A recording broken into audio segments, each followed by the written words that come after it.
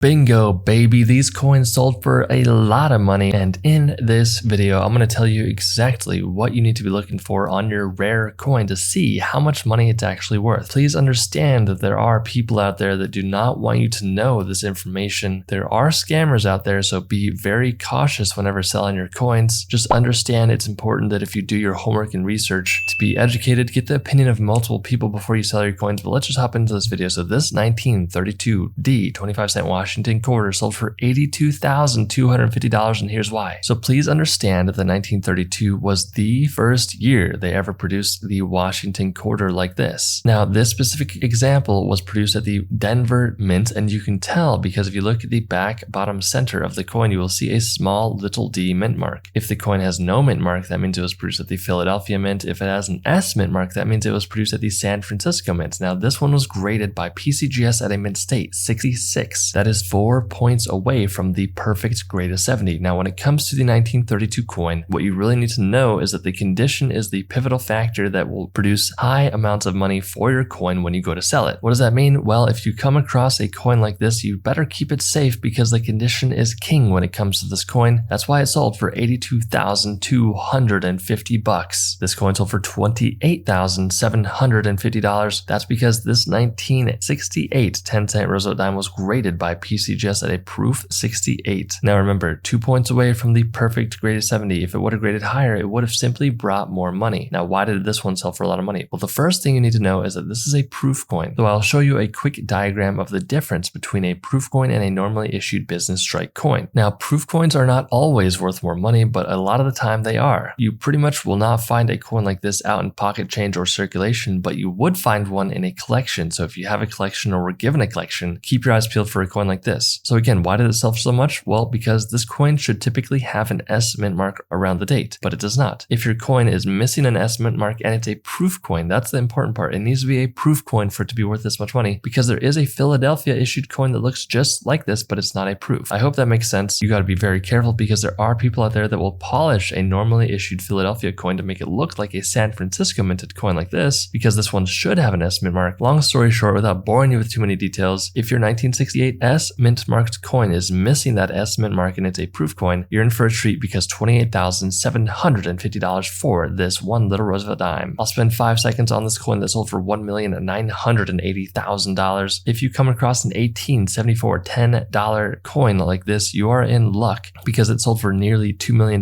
now. You need to get the opinion of multiple people, guys. Don't just bring this to the first pawn shop or coin shop because you need to get the full value for your coin. Now, there's a high probability that if you actually found this coin, it's simply fake. People see a price tag like $1.98 million and say, hey, I'll just replicate a coin like this and try to scam someone. Be very cautious out there, guys. Let's go to the next coin. $26,400 for this 1940 5-cent Jefferson nickel with the reverse of a 1938. Now, this coin graded by PCGS at a proof 68. So if the front of the coin looks like this, now I'll just point out something very obvious, the toning that's happening here. Toning is a naturally occurring oxidation process where the air will oxidize with the metals in the coin, causing this look. It all really depends on where the coin is stored. Now, there are people out there that will try to artificially tone a coin to make it look cool, but most grading companies will be able to catch that very quickly. They do that to try to increase the value of the coin, but it actually decreases the value. But what you need to know is that if the front of your 1940 nickel looks like this and the back looks like this, then the back is actually from 1938 and it should have never happened. That doesn't really matter as much if the condition is not good. Remember, this coin, the condition needs to be phenomenal. High grade here of a 68, that's why it sold for $26,400.